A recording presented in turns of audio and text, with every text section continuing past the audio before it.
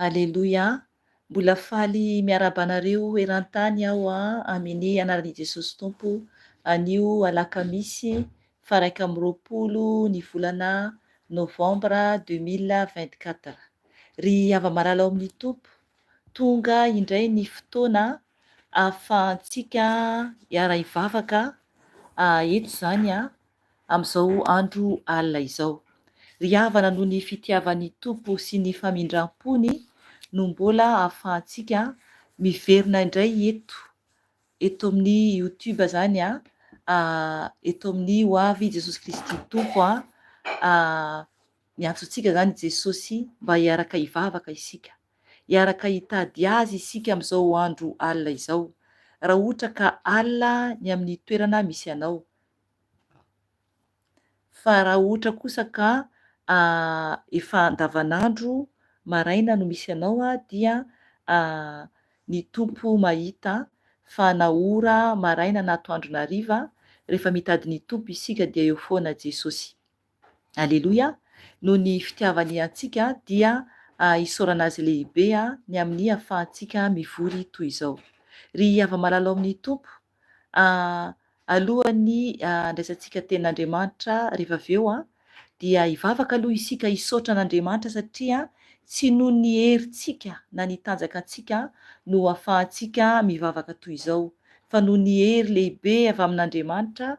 Izy no tompon'ny Tompo sy mpanjakan'ny mpanjaka, ary hery avy aminy ihany no ahafahantsika manao izao fitaovam-bavaka izao.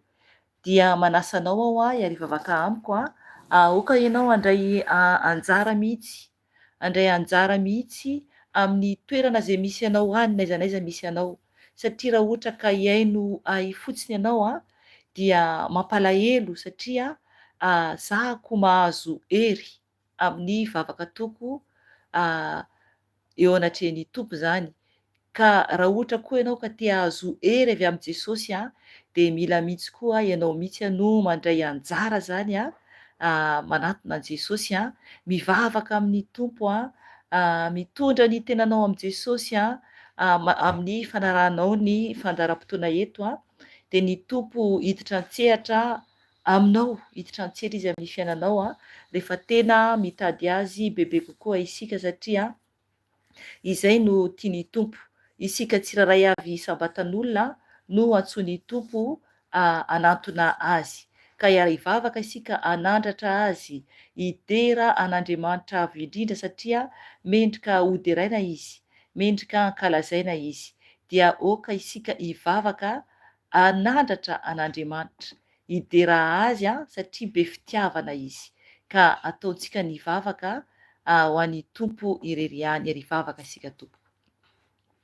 Jesosy Tompo malalao, misaotra anao izay noho ny fitiavanao sy ny famindram-ponao Jesosy ka mbola tratra izao alina vaovao izao.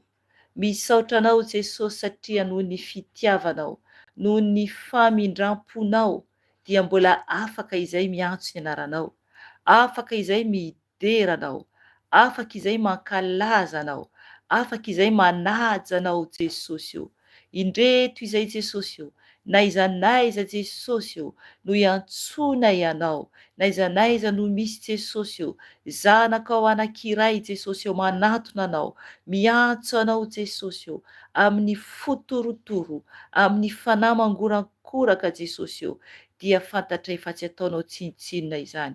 Ka indreto izay Jesosy miantso ny anaranao, manaja anao, mankalaza anao, midera anao, manome voninahitra anao Jesosy, satria ianao no Andriamanitra lehibe indrindra, ianao no Andriamanitra tsara indrindra, ary tsy misy toanao, tsy misy toanao Jesosy ka raiso ny haja, raiso ny voninahitra atolotra eo anao. Misaotra anao Jesosy satria mbola fitiavanao anay, mbola famindram-po no omenao anay, satria mbola velona izay. misy Jesosy nefa tsy afaka intsony, na dia anonona ny anaranao ara, na dia niantso anao ara Jesosy io, satria efa lasa ny ala teto amin'ity tany ity Jesosy io, ity tany izay iainana ity dia mandalo tokoa izay ity Jesosy malala, ka mangataka aminao Tompo malala raiso ny haja, raiso ny voninahitra, misaotra makasitraka feno izay, ny amin'ny fitiavanao, ny amin'ny famindramponao, ny amin'ny mbola ahafahanay miantso anao. Jesosy io mideranao, manaja mankalaza anao. Jesosy malala ao an-danitra ao Jesosy amin'izao ora sy fotoana izao, reo anjelinao analikisa, eny Tompo malala ary koa reo loholona 420 Jesosy miankohaka, mivavaka, manandratra anao, mideranao Jesosy eo anatrehan'ny seza fiandriananao, ka indreto izay Tompo amin'ny fitafiana izay tsotra Jesosy tonga eo anatrehanao Tompo malala oky ianao Tompo hijery anay tsiraray avy, raiso ny fivavaka anay, raiso Jesosy oky ianao hiainao anay tsiraray avy Tompo malala satria ianao n'Andriamanitra tsara indrindra, ianao no lehibe indrindra ary tsy misy toanao. Jesosy malala mangataka ny fanahy masinao, ny fanahy masinao aoka, ny fanahy masinao no ampiteny ahy, ka ny nofoko dia angina hietry ambany dia ambany. Oka koa anao fanahy masina hikasika ny olonao tsiraray avy izay mitady anao, izay manantona anao, aoka ianao hanokatra ny masom-panahy tsiraray avy amin'izao andro alina izao, aoka ianao hampihiratra ny masom-panahy tsiraray avy, mba tena hiaona aminao tokoa izay, mba tena hiaona aminao tokoa, satria ianao Jesosy ianao ilay fanahy masina, ianao ilay Andriamanitra, ianao irery ihany ilay tokana ary tsy misy toanao, ianao rery dia ianao rery ihany no afaka ary tokony hibebahanay, ary tokony ho asandratray, ary tokony andolehany lohalika rehetra Jesosy ianao rery ihany, na ny ety an-tany Jesosy na ny any an-danitra, na ny ambanin'ny tany, dia tokony ianao rery ihany Jesosy no hiankohofany olona rehetra, hiankohofany zava-manana rehetra Jesosy satria ianao rery ihany no Andriamanitra lehibe indrindra sy masina, ary tsy misy hafa Jesosy fa ianao rery ihany no tokony omem-boninahitra, no tokony ho hajaina, ka misaotra anao Jesosy ary mangataka aminao Tompo malala aoka Jesosy izay rehetra manelingelina anay amin'izao ora sy fotoana izao Jesosy aoka Jesosy ianao andravarava sy anapotika Jesosy ny asan'ny fahavalo rehetra izay mitady anakotabanay, dia didina amin'ny aranao zany Jesosy malala ary dorina amin'ny rano ilay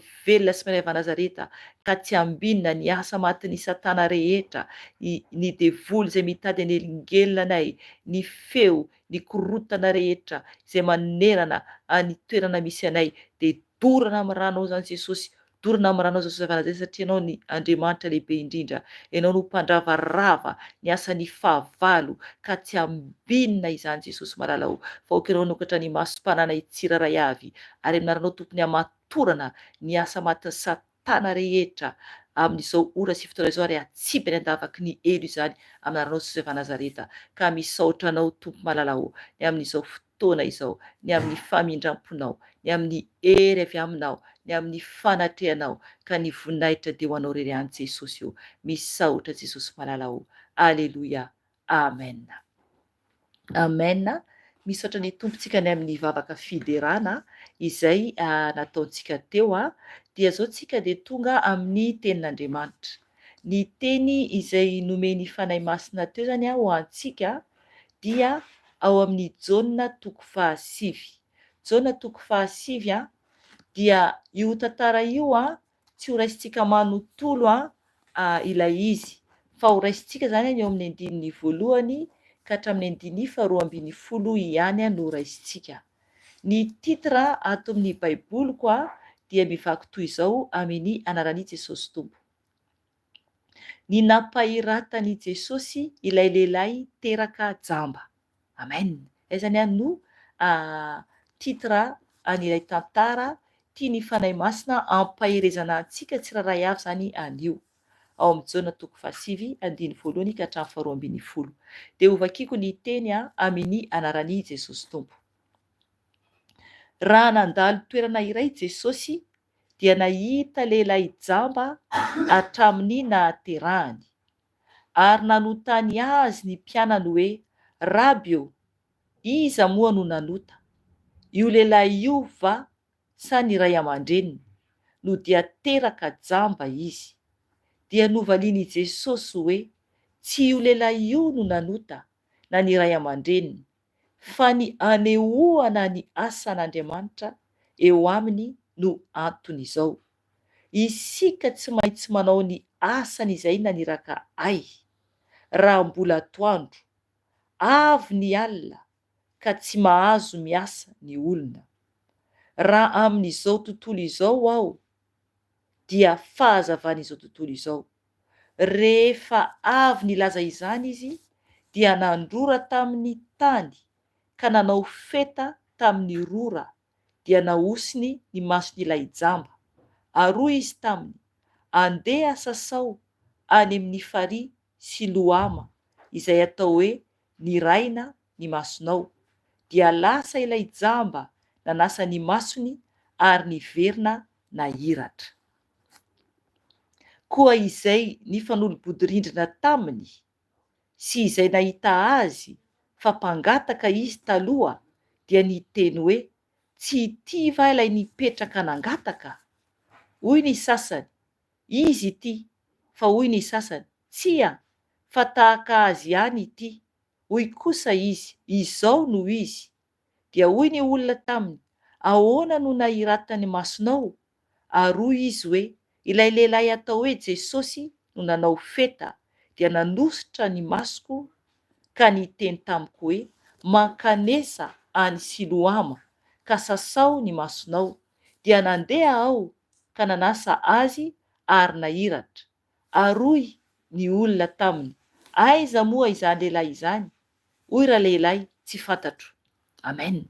Io zany no tenin'Andriamanitra izay ampaherezany fanahy masina antsika zany anio alina. Ry havana tenin'Andriamanitra eto dia manambara ny amin'ny fahagagana zany izay nataon'i Jesosy. Hibebaka antsika rehefa avy eo. Hibebaka antsika rehefa avy eo. Fahagagana izay nataon'i Jesosy zany. Io fahagagana io zany dia anatin'ny fahagagana anankiray izay nataon'ny Tompo zany tamin'izy tety ambonin'ny tany. Ny zavatra nataon'ny Tompo teto dia nampahiratra lehilahy anankiray jamba. Hatrany am-piterahana zany izy io no efa jamba izany. Zany tena hoe mirakla, fahagagana lehibe mihitsy zany.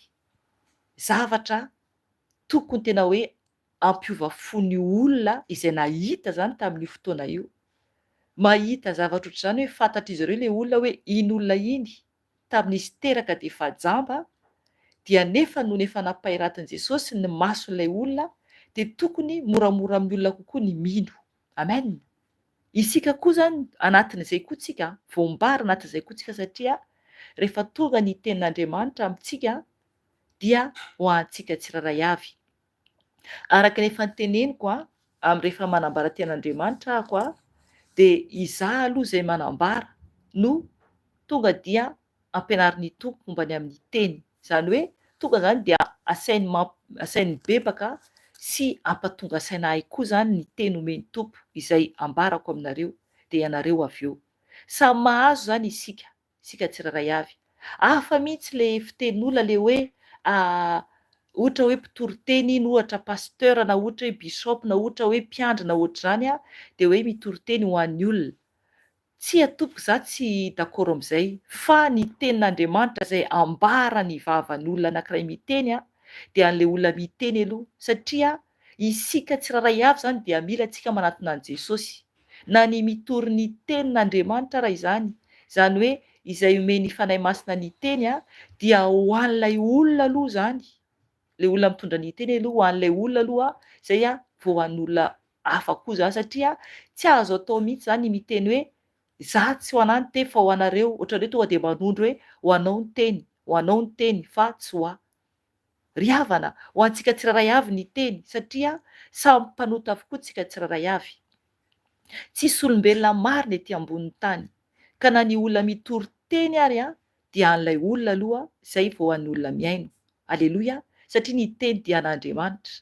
Raha ohatra moa tena hoe an'Andriamanitra tokoa ilay olona manambara tenin'Andriamanitra zany satria ilay izy zany misy olona mitory tenin'Andriamanitra nefany tsy ao amin'ny tompo mihitsy ilay olona, tsy ao mihitsy.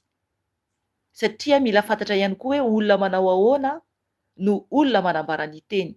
Raha ohatra ka olona mitory tenin'Andriamanitra, ohatra ka miteny ampibebaka any amin'ny fisotro toaka, nefa ilay olona raha misotro toaka, na hoe olona ampibebaka any amin'ny fijangajangana, nefa ilay olona mitory raha mijangajanga, dia inona moa zany no hotorian'ilay olona eo?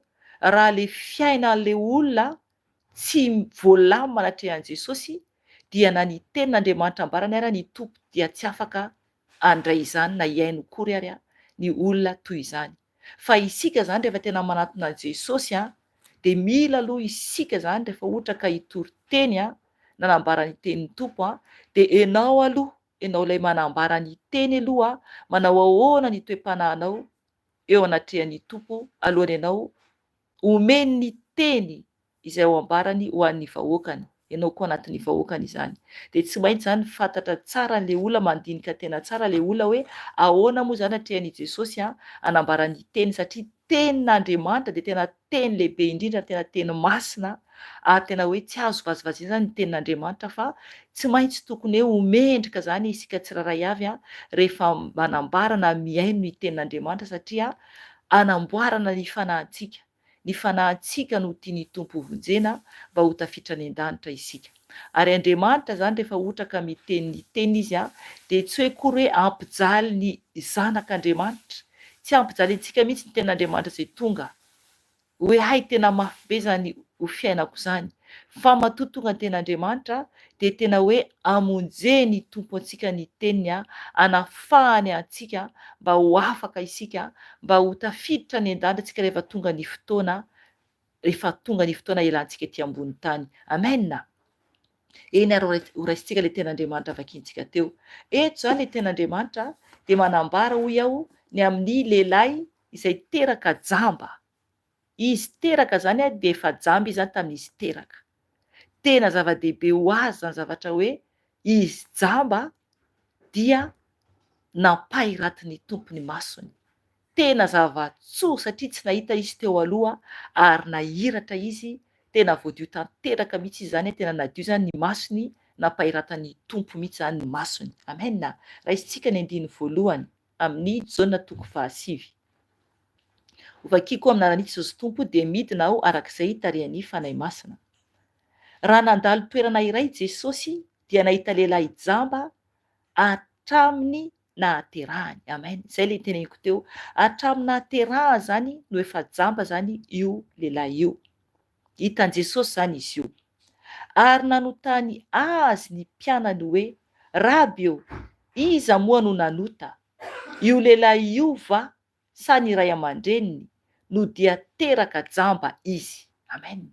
Eto fantaniana no napetraka ireo mpianatra ny tompo taminy. Jereo ny fanontanian'izy ireo nanontany izy ireo tamin'i Jesosy hoe Raby iza moa no nanota? Io lehilahy io va sa ny ray aman-dreniny no dia teraka jamba izy? Zany koatreo aloha. Eto zany zavatra mampagaga raha mamaky ny tenin'Andriamanitra atsika dia jerevy ny fantaniana napetraka ireo mpianatra. Nanontany izy ireo hoe iza no nanota? Izany hoe ny fiheveran'olona zany indraindray dia matoa zany mizavatra manjo zany ilay zanaka ohatra hoe misy aretina ohatra ilay zanaka na ohatra izany dia mety mieritreritra hoe nanota angamba ny ray aman-dreniny na tonga ny zanan'iny ohatran'io. Eo zany le hoe eto le tenen'ny tenin'Andriamanitra eto hoe ireo mpianatra nanontany hoe Raby iza moa no nanota? Nanontany zany izy ireo hoe iza moa no nanota? Io lehilahy io va sa ny ray aman-dreniny? Ry havana, indraindray isika dia diso fitenina fihevitra. Mety efa nisany olona ny tenitsika hoe ay matoa zanak'irana iny ohatr'izao de nanota angamba ray aman-dreny na le olona. Mila mibebaka antsika tompoko. Tsy afaka mihitsy tsika zany hitsaratsara ary tsy afaka hiteny zavatra zay tsy fantatrintsika akory. Eto ireo mpianatra dia niteny fiteny ohatr'izany hoe iza moa no nanota, nanontany an'ny tompo izy ireo. Nanontany an'ny tompo zany izy ireo hoe iza moa no nanota io lehilahy io va sa ny ray aman-dreniny.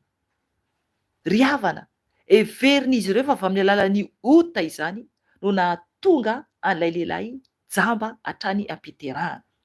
De jerevy tsara no navalin'i Jesosy an'izy ireo. Eo amin'ny andiny fahatelo, hoy ny tenin'ny tompo ho vakiako amin'ny anarany.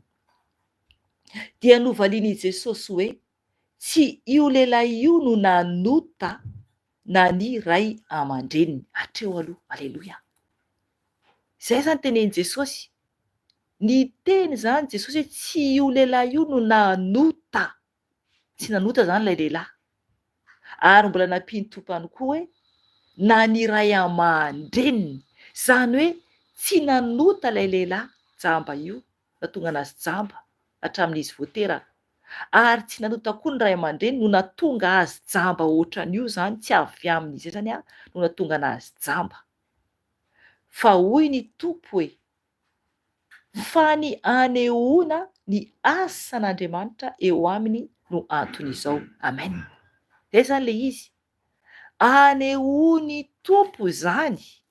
Anehoany tompo ny asan'Andriamanitra eo aminy no anton'izao. Aleloia. Voninahitra ho an' Jesosy. Hatrany am-piandohana zany ile lehilahy io le teraka, izy ilay teraka jamba io de efa voahomana amin'io andro io tamin'i Jesosy nandalo teo amin'ilay toerana iaonany amin'ilay lehilahy fa hositran'ny tompo le fahajambany hatrany an-kibon-dreniny. Aleloia. Tsy izy mihitsy zany nanota araka ny tenin'ny tompo na le ray aman-dreniny nahatonga azy jamba, fa anehoany Jesosy, ho anehoany Jesosy zany tamin'io fotoana io ny asan'Andriamanitra eo aminy no antony nahatonga ny olona io jamba zany. Amen. Zay ry havana, misy zany indraindray aretina, misy indraindray zavatra miseho amin'ny fiainantsika de tsy hoe kory hoe ay nanota mihitsy ny maman'iny ka ohatran'izao ne ny maman'iny e, ohatr'izao ke ny rain'iny e, ohatr'izao nge reny taranak'olona reny ka jerevy ho zanany e. Ry havana, mila mitandrina isika fa misy zany olona mahararitra ny an-kibon'ny reniny fa isehoany ny voninahitr'Andriamanitra, anehoany tompo ny voninahitr'Andriamanitra. Ry havana, lehibe ny fitiavan'Andriamanitra antsika. Izy mihitsy no miditra an-tsehatra amin'ny fiainantsika ary mampiseho fahagagana amin'ny fiainantsika rehefa ao amin'ny tompo isika. Eto dia ny tompo mihitsy no niteny fa isehoany ny voninahitr'Andriamanitra, anehoana ny voninahitr'Andriamanitra, ny anehoana ny asan'Andriamanitra eo aminy no antony izao. Ny anto zany najamban'ilay olona io. Andininy fahaefatra. Isika tsy maintsy manao ny asan'izay naniraka ahy ary mbola atoandro, raha mbola atoandro. Amen. Jesosy no niteny eto. Ny tompo zany niteny zany Jesosy avy eo hoe isika tsy maintsy manao ny asan'izay naniraka ahy raha mbola atoandro. Amen. Ry havana, Jesosy dia mampafantatra antsika fa mila isika manao ny asan'Andriamanitra. Na iza isika. Ry havana, be de be ny fanahy mbola mila hovonjena. Be de be ny fanahy izay mbola voafatotra. Ry havana, mampalahelo ny fanahy analikisa mbola voafatotry ny fahavalo. Tena mampahery anao na iza miverena amin'i Jesosy. Miverena amin'i Jesosy satria ny fahavalo dia tsy faly amintsika. Ary ny fahavalo dia tena ratsy fanahy. Fa mila isika tena manantona an'Andriamanitra ary manaiky manao ny asan'Andriamanitra raha hoe efa mpanompon'Andriamanitra ianao. Fa raha mbola olona voafatotra kosa ianao na mbola hoe tsotra fotsiny ny fiainanao, mila ianao mitady an' Jesosy ary mila ianao tena hoe manaiky ho afahan'ny tompo tanteraka amin'izay fatofatotra rehetra mamatotra anao. Ry havana, ny famatorany fahavalo ane ka tena mamatotra izy ka zavatra tsy ampoizao hoe devoly anatina olona anankiray e. Ka mila isika tsy mandray sangisangy ny fanahintsika satria zava-doza no miandry antsika raha tsy mifikitra amin'i Jesosy isika. Ry havana, de mbola misy ny fotoana miverena aingana amin'i Jesosy, miverena aingana amin'i Jesosy. Eto ny tompo de miteny hoe isika tsy maintsy manao ny asany izay naniraka ahy. Andriamanitra naniraka an'i Jesosy. Asan'Andriamanitra zany no atao. Izay no nahatonga azy niteny teo ambony hoe fa ny anehoana ny asan'Andriamanitra. Zay no antony nahatonga ilay lehilahy hijamba. De eto ny tompo miteny hoe isika tsy maintsy manao ny asany izay naniraka ahy. Andriamanitra naniraka azy de tsy maintsy manao ny asan'Andriamanitra zany isika. Isika tsiraray avy. Isika tsiraray avy. Manahoana ny toe-panahinao anatrin'Andriamanitra ry havana, ho avy ny tompo anontany antsika hoe inona no nataonao tety ambonin'ny tany ity, inona no nataonao, inona no asa hoentinao anatrehan'i Jesosy, inona no asa hoentinao anatrehan'i Jesosy. Tsy maintsy ho avy zany fotoana zany tompoko, tsy maintsy ho avy ny fotoana isehoantsika anatrehan'i Jesosy ary eo tsika tsy maintsy hanambara zay nataontsika ho an'ny tompo. Inona no nataonao ho an'i Jesosy, inona no nataonao ho an'Andriamanitra. Ry havana, ho avy ny fotoana eo anatsika anatrehan'Andriamanitra, eo tsika ahita ny valikasantsika tsiraray avy.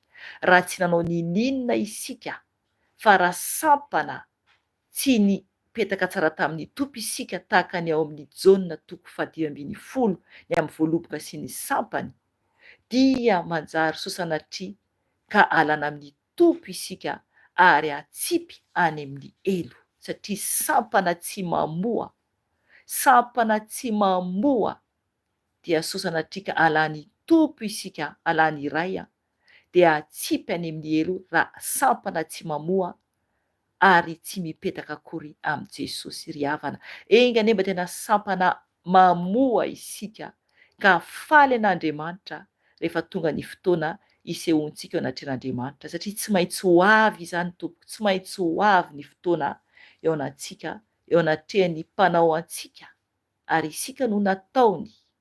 Ho avy ny fotoana tsy maintsy eo antsika amin'ny mpanao antsika. Isika tsiraray avy izay nataon'ny asany tanàn'Andriamanitra. Amen. Eto zany Jesosy amin'ny 4 araka nambarako teo hoe ny tenin'ny tompo hoe isika tsy maintsy manao ny asan'izay naniraka ahy raha mbola atoandro. Avy ny alina ka tsy mahazo miasa ny olona. Amen. Ry havana, zafady ry havana. Ho avy ny fotoana, ho avy ny fotoana tsy ahafahantsika miasa intsony. Zao tsika de mbola misy ny fotoana. Araka ny tenin'Andriamanitra eto hoe raha mbola atoandro hoy Jesosy. Rehefa tonga ny alina, angina avokoa izany. Rehefa tonga ny aizina tanteraka, inona no azontsika atao? Inona no azontsika atao rehefa tonga ny aizina tanteraka? Ry havana, Jesosy no fahazavana. Izy no fahazavana. 5:5 izy de miteny hoe, miteny tompo fakika amin'ny anarany, raha amin'izao tontolo izao aho dia fahazavana tontolo izao. Aleloia. Zay le izy. Ry havana, Jesosy no fahazavana tontolo izao. Izy lay mazava, izy lay atoandro mbola ahafahantsika manao ny asa. Fa rehefa ho avy lay aizina, izany hoe rehefa afaka ety zany isika zay mijoro tsara, de ho avy lay antikristy, tonga le aizina, tonga le andrian'izao tontolo izao. Tsy manana inona na inona ao amin'Andriamanitra izy io. Araka ten'Andriamanitra, tsy manana na inona ao amin'Andriamanitra ilay antikristy. Tsy afaka hanao ny asan'Andriamanitra intsony izay tavela ity, tsy afaka intsony.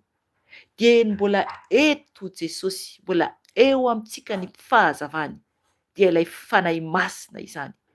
De mbola eo amintsika ilay fanahiny iray satria izy ilay fahazavaza tontolo izao de tokony isika tena ifo tsara anao ny asan' Jesosy ary tena hitady azy satria ho avy ny fotoana tsy ho hisy intsony ny fotoana ahitantsika azy raha ohatra ka tsy miezaka isika amin'izao ora sy fotoana izao manantona an' Jesosy.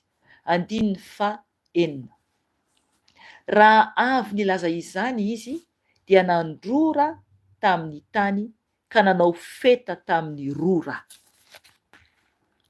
dia naosiny ny masony ilay jamba. Amen. Aiza nataony Jesosy? Avy nilaza izany zany Jesosy dia nandrora tamin'ny tany izany. Ao amin'ny Jona 5 isika ho an'izay mbola vao niditra. Rehefa avy nilaza izany zany Jesosy dia nandrora tamin'ny tany izany ka nanao feta tamin'ny rora. Alay fisarin-tsaina ange nataony tompo tamin'izany. Ilay fisarin-tsaina ange nandrora amin'ny tany izy de nanao feta, nanao ohatrany hoe fotaka, ohatrany hoe tany zany nalainy nataony tamin'ny nasiany rora zany de lasa ohatrany hoe malemilemy zany iny. Ka nanao feta tamin'ny rora dia naosiny ny mason'ilay jamba. Aleloia, zay le izy. Tsika tsinona mazava tsara ny ten'Andriamanitra any amin'ny Genesisy fa vovoka ane isika, tany nanamboaran'Andriamanitra antsika. Tany nanamboaran'Andriamanitra antsika, tany manga tsika. Tany nanamboarany antsika ary vovoka antsika ary mbola hiverina ho vovoka. De izy Jesosy, izy ilay Andriamanitra ihany, izy ihany no afaka manamboatra, manao réparation amin'ny vatantsika, ny amin'izy namboariny antsika. Izy ihany afaka manamboatra an'io. Eto de mahatsiaro ampatsivy fanahy masina eto ny amin'izy tonga nanao opération i Jesosy tompo. Satria izy ihany no tompony tenantsika. Izy ihany no afaka manasitrana antsika. Izy ihany nanao opération satria izy no malala ny momba tamin'ny taolana tao amin'ny atoko tao, ny amin'ny tsy nety tao. Ary koa momba ny amin'ny taolako manontolo tamin'ny tenako na tamin'ny masoarako, izy daholo nanamboatra an'izany. De izy mihitsy nanao opération ahy. De ohatr'izany koa eto amin'ilay maso. Ry havana, inona no problème aminao? Inona no zavatra marary aminao? Inona no tsy mety amin'ny tenanao? Fa Jesosy rery ihany, izy rery ihany no afaka manasitrana antsika na inona io. Aleloia. Izy rery ihany no vahaolana. Eto ny tompo dia nanao feta tamin'ny rora dia naosiny ny mason'ilay jamba. Aleloia. 7 aroa izy taminy andeha sasao any amin'ny farihy Siloama izay atao hoe niraina ny masonao. Dia lasa ilay jamba nanasa ny masony ary niverina nahiratra. Amen. Aleloia. Nakatohany Jesosy ilay jamba. Nakatohany tompo izy. Raha alaisika tsara an-tsaina izany izy izay tsy nahitatra ny akibon-dreniny. Izy izay tsy mahafantatra akory an' Jesosy fa ny finoana tao anatiny, ny finoany no nanarahany tenin'i Jesosy na andeha izy na naiky ny tenin'i Jesosy. Jesosy izay tsy hitany masony akory, tsy hitany masony akory satria izy jamba. De nino izy dia nandeha nankatohany tenin'i Jesosy ary nanaiky nasiany Jesosy feta ny amin'ny masony, feta izay natao tamin'ny rora tany. Ry havana, tena fahagagana lehibe ne zany.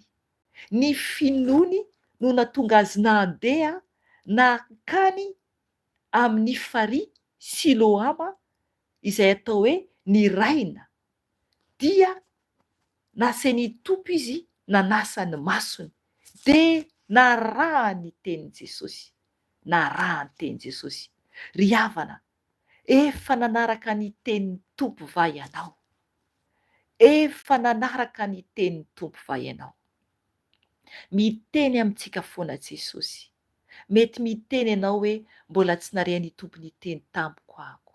Ry havana, raha mbola tsy narehanao any tompo nibitsika tao am-ponao, tao amin'ny fanahinao, dia afaka ianao manomboka miaino tsy moramora ny feon'ny tompo ao anatinao. Satria Jesosy dia mandondona eo am-baravaran'ny fontsika tsiraray avy. araka ny teneny amin'ny bokin'ny Apokalipsy, eny mandondony eo am-baravarany fony zanak'olombelona tsiraray avy Jesosy. Efa niandry ela eo am-baravarany fontsika neny Tompo, fa miandry antsika fotsiny Jesosy hanokatra ny varavarany fontsika dia hiditra ao amintsika ny Tompo. Raha ohatra ianao ka vonona nomboka hiaino ankatoan'i Jesosy dia tena are azy ianao.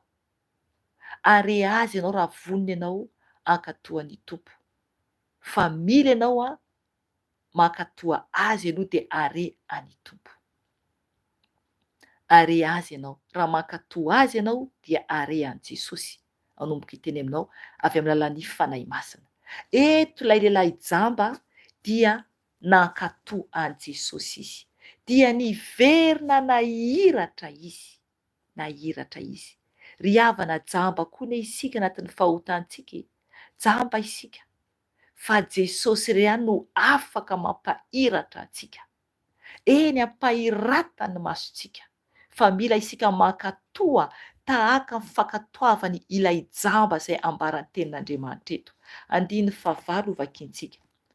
Koa izay nifanolo-bodirindrina taminy sy izay nahita azy fa mpangataka izy taloha dia niteny hoe, tsy ity va ilay nipetraka nangataka. Aleloia. Ry havana, izany ka ilay lehilahy io. Eto vao mamaky tsara ilay tenin'Andriamanitra. Izany ka izy io nangataka taloha, mpangataka taloha. Tsy voaremarikaiko io teny io teo. Mpangataka taloha ka io lehilahy io. Jamba izy zany sady nangataka zany izy zany. Ry havana, eo nisy olona zany nifanolo-bodirindrina taminy. Fantatsika tsara hoe olona mipetraka ao ambadika. Mahita tsara azy zany, mahafantatra azy tsara zany. Itsika rehetra samy manana olona daholo mipetraka ambadika antsika. Satria mba misy toerana hipetrahana daholo tsika tsiraray avy. Fantapatantsika ihany le olona ambadibadika mipetraka amin'ny tranontsika, na mety misy olona mipetraka amin'ny appartement, mety fantatrao ny ao ambany na ny any ambony izay misy anao dia ny an'olona any ambadika any na olona any ampitana ohatrany fantapatantrao ihany. Eto zany le olona nifanolo-bodirindrina taminy sy izay nahita azy fa mpangataka izy taloha dia niteny hoe, tsy ity va ilay nipetraka nangataka. Amen. Ry havana, gaga zany izy ireo, gaga izy ireo gaga izy ireo nahita hoe afaka zany ny fahajambany ilay lehilahy. Dia niteny zany izy ireo hoe, tsy ity va, tsy ity va ilay nipetraka nangataka. Hoy zany izy ireo. Fantatry ny sasany mihitsy zany hoe izy ilay mipetraka nangataka satria tsy mahita. Hoy ny sasany, izy ity. Fa hoy ny sasany, tsy fa tahaka azy ihany ity. Ry havana, eo zany ny olona manomboka amin'izay ny olona fa eo ilay misy ny tsy mino, misy ny mino. Hitan'olona zao, hitan'izy ireo fa izy. Misy koa nefany tsy mino na nahita raha hoe ilay olona jamba ty teo aloha mahiratra izy zao. Dia efa hitany zao fa io lehilahy io fa tsy mino zany izy ireo hoe io ilay izy satria mety niova tampoka mihitsy amin'ilay fijerevan zareo azy. Ry havana, rehefa mihaona amin'i Jesosy isika dia miova tena izay mihitsy. Eto ilay jamba dia tsy fantatry ny sasany intsony hoe io ilay jamba teo aloha. Tsy fantatra izy ireo intsony. Misy kosa nefany nafantatra hoe izy io. Dia noho avy eo ny ten'Andriamanitra, hoy zany ilay jamba, hoy izy, izao no izy. Nambarana zany fa izy ilay jamba teo aloha zany. Nampahafantariny ny olona teo hoe izao no izy. Dia hoy ny olona taminy, ahoana no nampahiratany masonao? Eo ny olona zany fa manontany anazy. Ahoana no nampahiratany masonao? Azafady, ahoana no nahiratany masonao? Nanontany azy zany ny olona. Ary hoy izy hoe, ilay lehilahy atao hoe Jesosy no nanao feta dia nanositra ny masoko ka niteny tamiko hoe, mankanesa any Siloama ka sasao ny masonao. Dia nandeha aho ka nanasa azy ary nahiratra. Ary hoy ny olona taminy, aiza moa izany lehilahy izany? Ora lehilahy tsy fantatro. Amen, aleloia. Hitanareo izany, naveriny nazavaina tsara mihitsy zavatra niseho, naveriny nazavaina tamin'ny olona tsara mihitsy ny nataony tompo izany.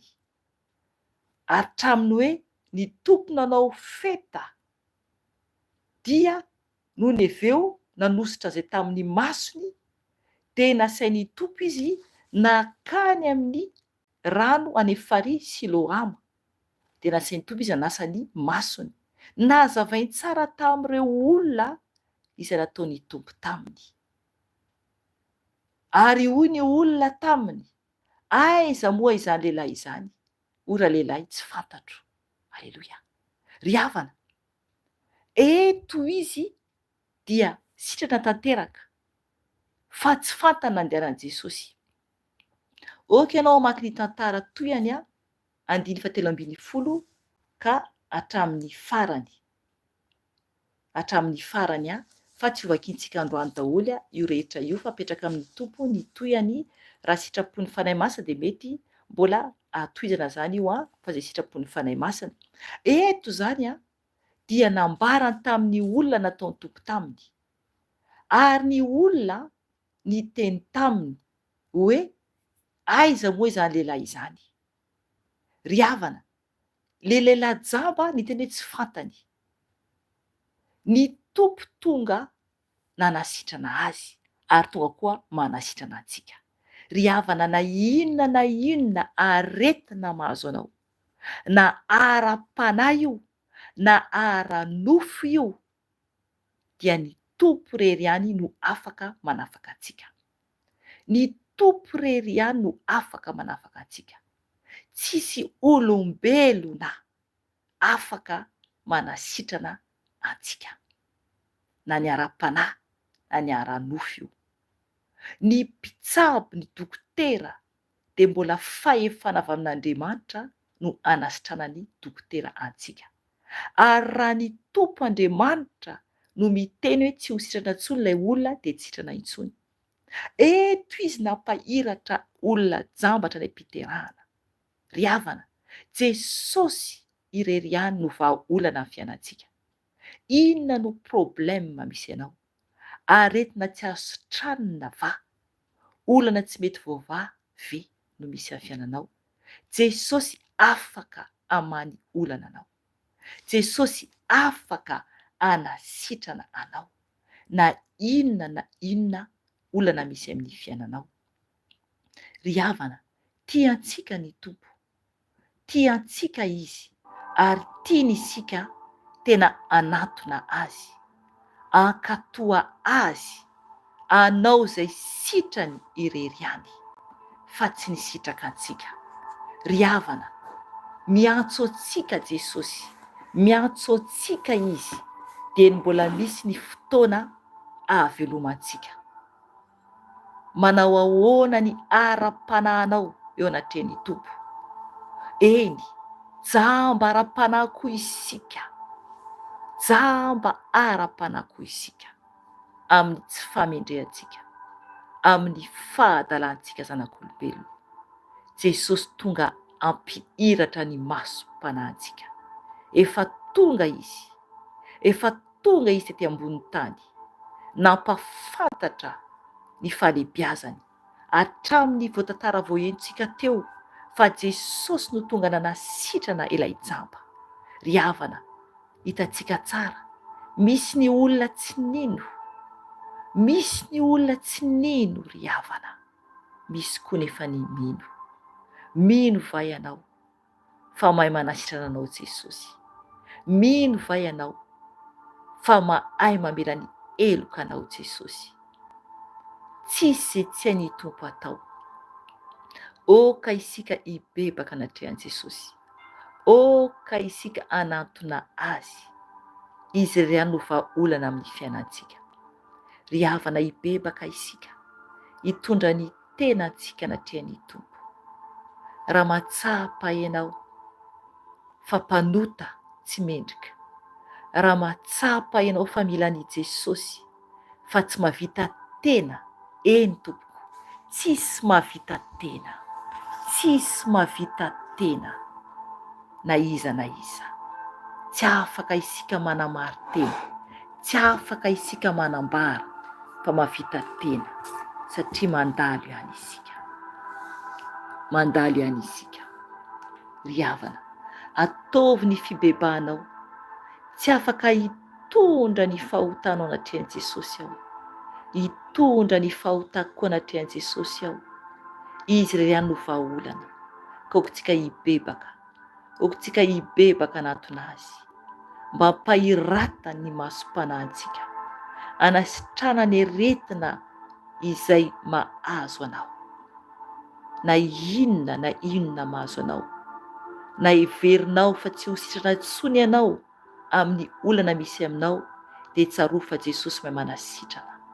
Raha mankatoa azy ianao, raha manaiky azy ianao, eto eo amin'i Jesosy ny momba anao.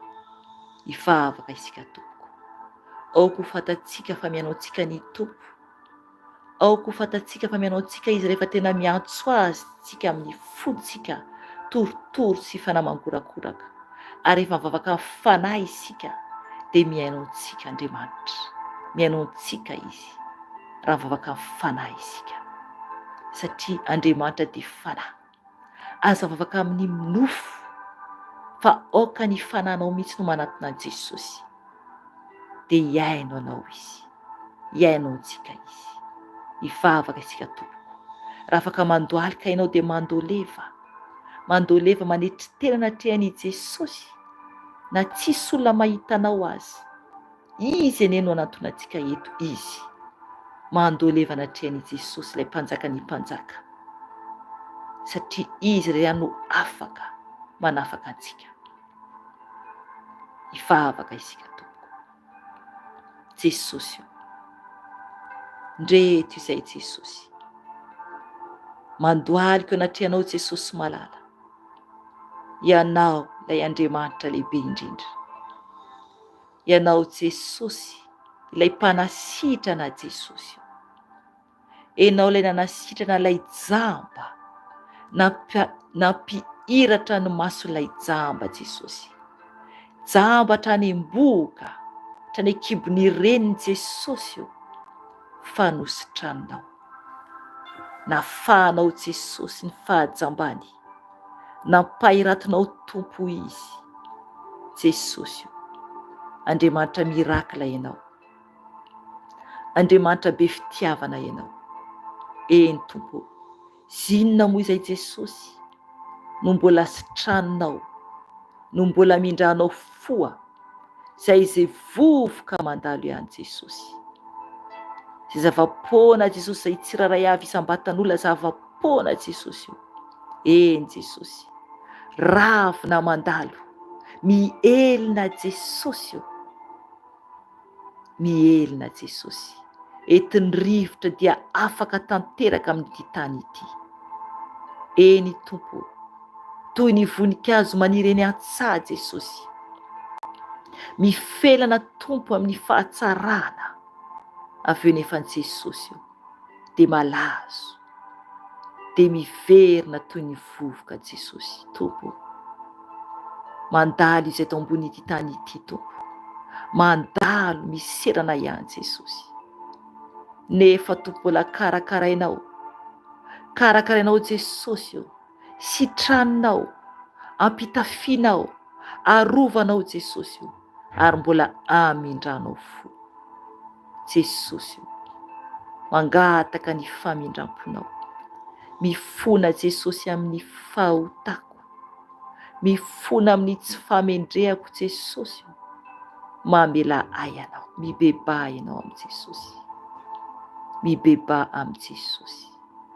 Mifona ao tompo, ny amin'ny fisainako rehetra, tsy araka ny sitraponao, mifona tompo, satria izay zanak'olombelona be fiasan-doha amin'ny zavatra ny tany, ka mifona ao Jesosy, mamela ay Jesosy, mifona ao tompo. Raha vao mifoha Jesosy efa betsaka zavatra anatin'ny lohako Jesosy. Mifinà amin'ny Jesosy. Ny amin'ny zavatra mba anatin'ny saintsika tsiraray avy. Variana amin'izao fiainana izao isika. Mila antsika mibebaka. Mifona Tompo.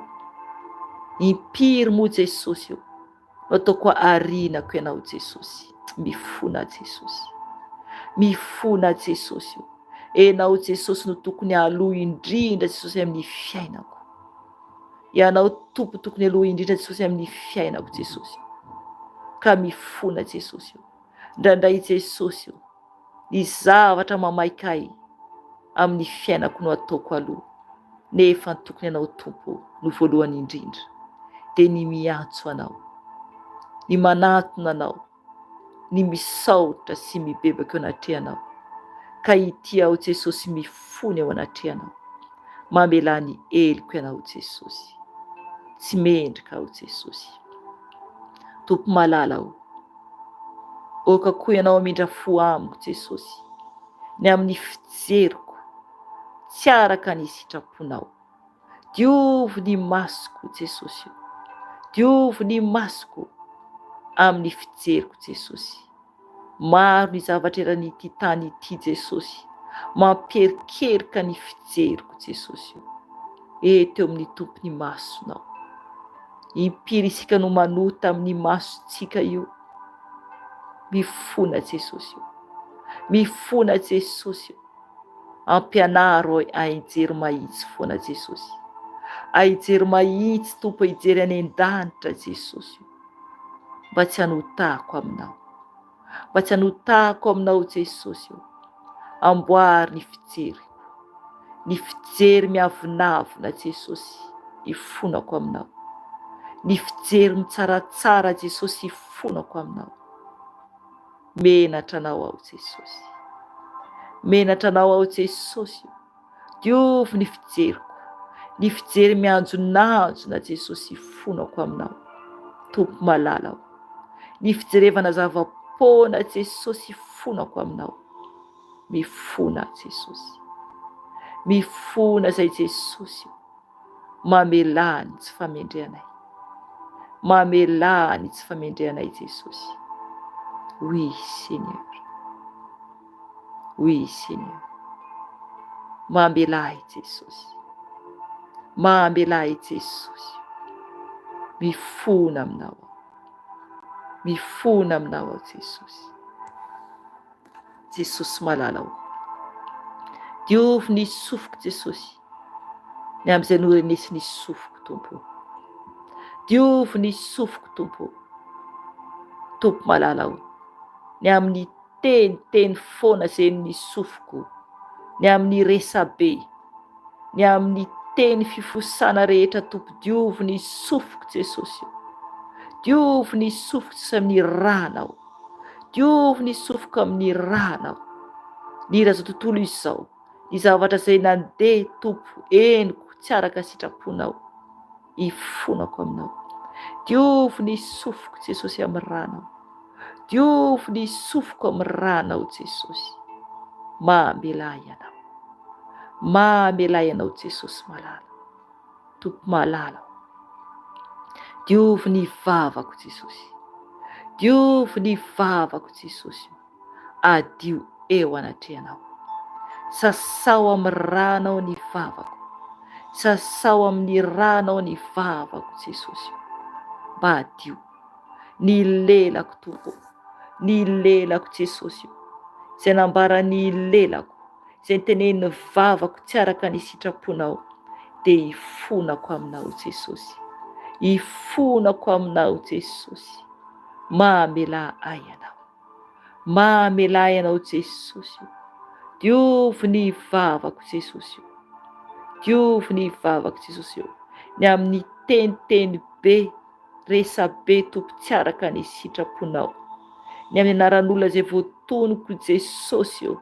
Ifonako aminao Jesosy. Ifonako aminao Jesosy. Sasao amin'ny ranao ny lelako. Sasao amin'ny ranao ny vavako. Mba adio Jesosy. Fona aminao ao Jesosy. Fona aminao ao Jesosy. Mahamindra fo amiko ianao. Mahamindra fo amiko ianao Jesosy. Diovy Jesosy io ny tanako izay noraisy ny tanako tsy araka ny sitraponao. Diovy ny tanako Tompo. Sasao amin'ny ranao so. Sasao amin'ny ranao so ny tanako Jesosy.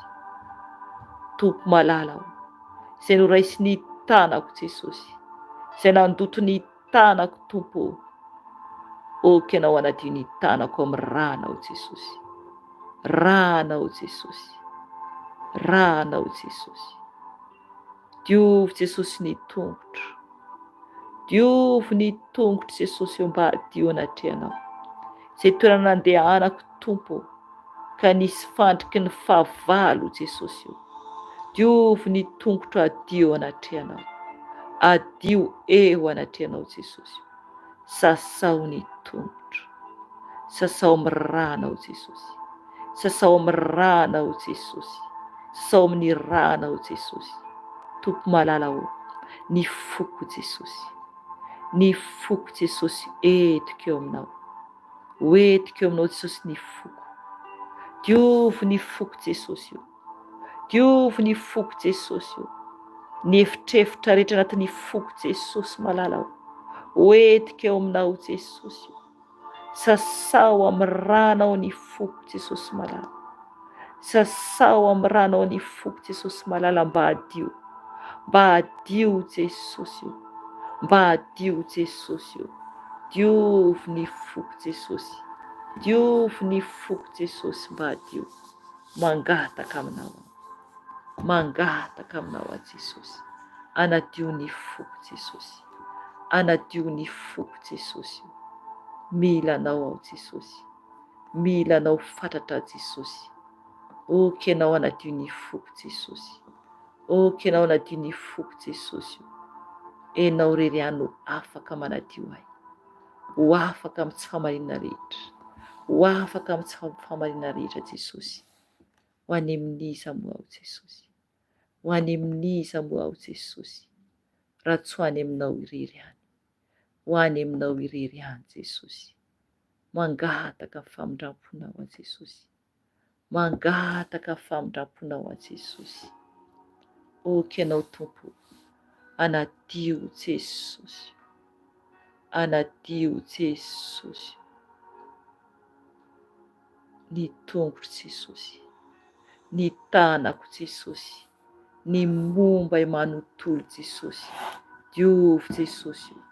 Diovy Jesosy. Amin'ny rano so. Amin'ny rano so.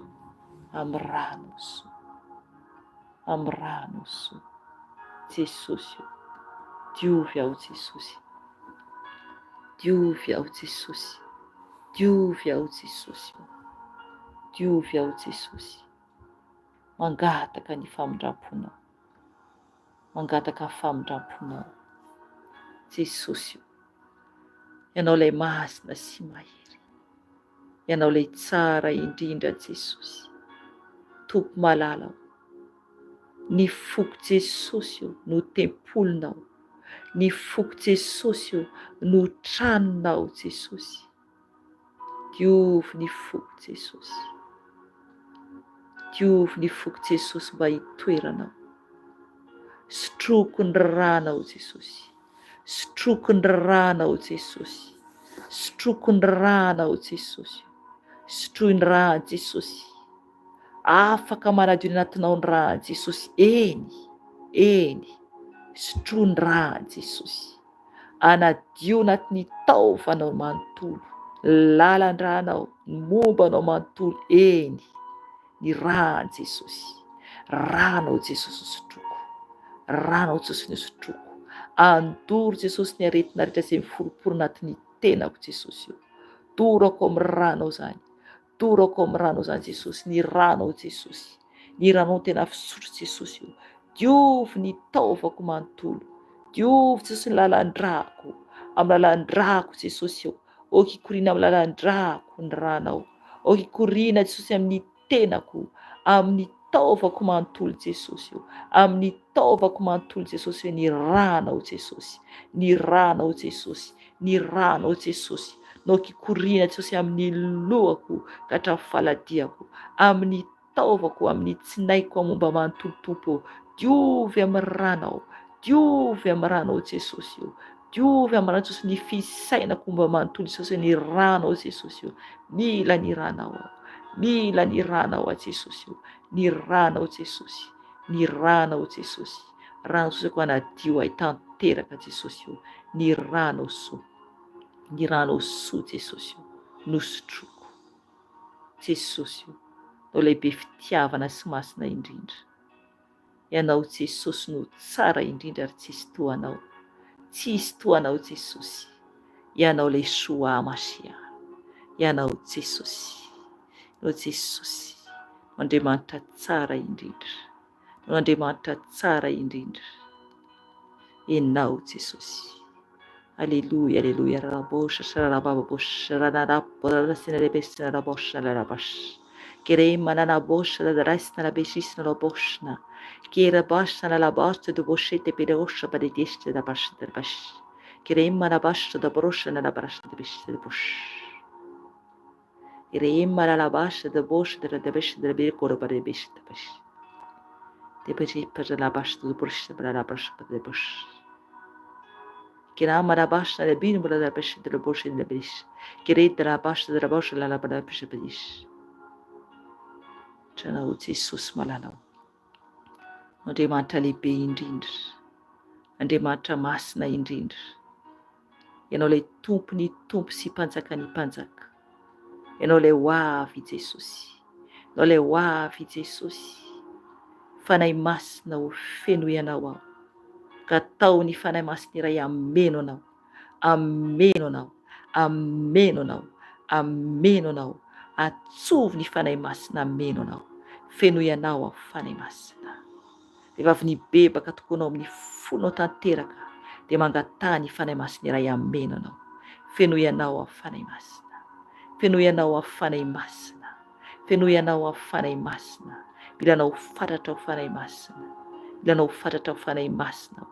Fanahy masin'Andriamanitra velona, fanahy masin'Andriamanitra velona, feno ianao ao fanahy masina, feno ianao ao fanahy masina, mila anao fantatra ao, mila anao fantatra ao, mila anao fantatra ao fanahy masina. Remplis-moi Saint-Esprit, remplis-moi Saint-Esprit, remplis-moi Saint-Esprit de Dieu, feno ianao ao fanahy masina, feno ianao ao fanahy masina. Mila anao fantatra, mila anao fantatra ao fanahy masina. Ianao ilay fanahy masin'Andriamanitra velona, tsisy toanao, tsisy toanao fanahy masina. Eny, ianao ilay Andriamanitra, Andriamanitra tokana, misaotra anao fanahy masina, fanahy ny fahazavana, fanahy ny fahazavan-tsaina, fanahy ny fahendrena, fanahy ny fahiratana. Eny, fanahy ny tompo, fanahy n'Andriamanitra velona sy mahery, feno ianao ao fanahy masina, fanahy ny fitiavana, Andriamanitra fitiavana, oui, oui, Andriamanitra fitiavana ianao, feno ianao fanahy masina, fanahy masina, eny, pe, eny fanahy masina, feno ianao ao. Feno ianao ao fanahy masina, feno ianao ao fanahy masina, mila anao fantatra ao, mila anao fantatra ao fanahy masina. Eny fanahy masina, feno ianao ao fanahy masina, mila anao fantatra ao, mila anao fantatra ao fanahy masina. Mameno ahy ianao, mameno ahy ianao fanahy masina, feno ianao izay zanakao, feno ianao izay zanakao, feno ianao izay zanakao, feno ianao izay zanakao fanahy masina, feno ianao izay. Feno ianao izay fanahy masina, mila anao fantatra izay. Eny fanahy masina, mila anao fantatra izay. Feno ianao fanahy masina, mila anao fantatra izay. Ary tany fa tsy mahatanana. Eny mivavaka ao fanahy masina, ho any zanakao eran-tany. Oka ianao ampahery zanakao eran-tany Jesosy io. Mivavaka ao Jesosy, andro izay marary amin'izao ora sy fotoana izao. ao re marary eo ambony fandriana. Oka ianao Jesosy anasitrana an'izy ireny. Oka ianao Tompo ikasika an'izy ireny. Ilay fanahy masinao, ilay fanahy masinao. Raha mino ianao, raha marary ianao, dia apetrao eo amin'ny doleranao ny tananao. Raha mino ianao, dia nasitranao ny fanahy masina. Nasitranao ny fanahy masina raha mino ianao. Mino fotsiny ihany hoy ny Tompo. Raha misy havanao marary, ka fantatrao izany, na namanao na iza marary, dia oka ianao hivavaka ho azy. Oka ianao hivavaka ho azy, fa ny Tompo anasitrana azy raha mino ianao. Raha mino ianao, dia anao mirakila ny fiainanao Jesosy. Raha mino ianao, raha mino ianao Jesosy. Reo Jesosy ny mararinao. Eny Tompo marary eran-tany Jesosy, izay mangataka fanasitrana avy aminao. Oka ianao fanahy masina, oka ianao fanahy ny fanasitrana nasitrana, ka anaranao fanahy masina dia sitrana ny aretina rehetra, sitrana ny aretina rehetra. Eny dorana amin'ny afonao loharanoko aretina rehetrarehetra. Naranao avy a Nazareta Jesosy malala, sitrana naranao Jesosy avy a Nazareta, sitrana naranao Jesosy avy a Nazareta. Nao no mpanasitrana, mpanafaka, mpanavao. Ianao Jesosy, ianao Jesosy ny nanasitrana ilay jamba, ianao napiratra azy. Eny Jesosy, ianao ilay manao fagagana. Eny, isehoan'ny voninahitra Andriamanitra, isehoan'ny voninahitra Andriamanitra ny ataonao aminay zanak'olombelona. Ka misaotra anao Jesosy, misaotra anao Jesosy. Misandrata Jesosy, misandrata Jesosy, misandrata satria no Andriamanitra mendrika ilay voninahitra. Ianao no deraina ankalazaina, ianao no asandratra Jesosy, ary tsisy toanao, tsisy toanao Jesosy. Tompo malala ao, tondram-bavaka koa ao Jesosy. Andro zanakao mijaly Jesosy, anatin'ny persécution, mijaly Jesosy eo, any amin'ny toerana misy an'izy ireo Jesosy. Tsy afaka mivavaka Jesosy eo. Eny Tompo malala ao, fa enjehina Jesosy. Na mamaky baiboly raha Tompo dia tsy azo izy ireo atao Jesosy eo. Mivavaka ao an'izy ireny Tompo malala ao, mivavaka Tompo an'izy ireny. Mamindra fo Jesosy eo. Avoto Tompo, ampahirezy Jesosy eo. Zanakao mijaly Jesosy, zanakao mijaly Jesosy eran-tany Jesosy eo. Izay voasakana tsy mahazo mivavaka. Tompo malala ao, oka ianao Jesosy hiaro an'izy ireo. Ampahery Tompo an'izy ireny Jesosy eo, satria ianao no Andriamanitra tompon'izao rehetra izao Jesosy. Ao koa Tompo ireo izay mbola tsy manana anao Jesosy, ireo izay mbola tsy mahafantatra anao Jesosy malala ao. Oka ianao Tompo andefa mpanompo Jesosy eo, andefa mpanomponao Tompo. Afantaran'izy ireo ny lalanao, afantaran'izy ireo Tompo ny tena fitiavanao Jesosy, ka anatonan'izy ireo aminao, anaton'izy ireo anao Jesosy. Tompo malala ao, mamindra fo aminay, mamindra fo aminay Jesosy, amin'izao tany efa ketsa hifarana izao Jesosy. Tia ho avy ianao, ho avy ianao Jesosy. Tany izay efa tsy mahitana anao Jesosy, amboary izay efa tsy manamboatra tena Jesosy. Mila anao izay, mila anao izay Jesosy, mila anao izay Jesosy malala ao. Tompo malala ao, ianao no deraina, ankalazaina, asandratra, topoina. Ianao Jesosy, ianao Jesosy, mankasitraka anao Jesosy ny amin'ny fotoana teto anio. Mankasitraka Tompo ny amin'ny teny izay nomenao anay Jesosy. Nampahery anay izany Jesosy, nampahery anay Tompo ny teninao Jesosy, satria anao dia mpanasitrana, mpanafaka, mpanavao Jesosy. Ny dera dia ho anao rery ihany, ny haja dia ho anao rery ihany. Tompo malala ao, omem-boninahitra ianao, omem-boninahitra ao Jesosy, hatramin'ny taloha indrindra, tsy ankehitriny ary mandrakizay tory. Misaotra Jesosy, misaotra Jesosy. Aleluia, amen. Ry afa malala ao amin'ny Tompo, Izay indray ny fotoanantsika anio dia mametraka veloma aminareo indray aho dia raha sitrapon'ny tompo dia amin'ny herinany indray tsika mivavaka ohatr'izao zany ny amin'ny alina fa ny asabotsy amin'ny 8 alina en direct zany aty Eropa zany amin'ny 8 alina zany dia amin'ny 10 ny Madagasikara zany ny asabotsy sabata io sabata le ivavahana zany dia izahako sy sokerika rehefa ny asabotsy fa rehefa ohatr'izao moa dia efa fantatsika fa izaho irery ihany dia atombokantsika zany amin'ny 10 alina eo 10 alina aty Eropa dia amin'ny 12 alina zany any Madagasikara zany ny ora dia mahereza hatrany tompoko dia ny tompo hitantanantsika tsirairay avy ampahirentsika hiarontsika eo ambany tanàmaheriny dia mahereza daholo eo dia veloma indray miara-tsosy tompo dia samy hita iny tompo daholo aleloia amen.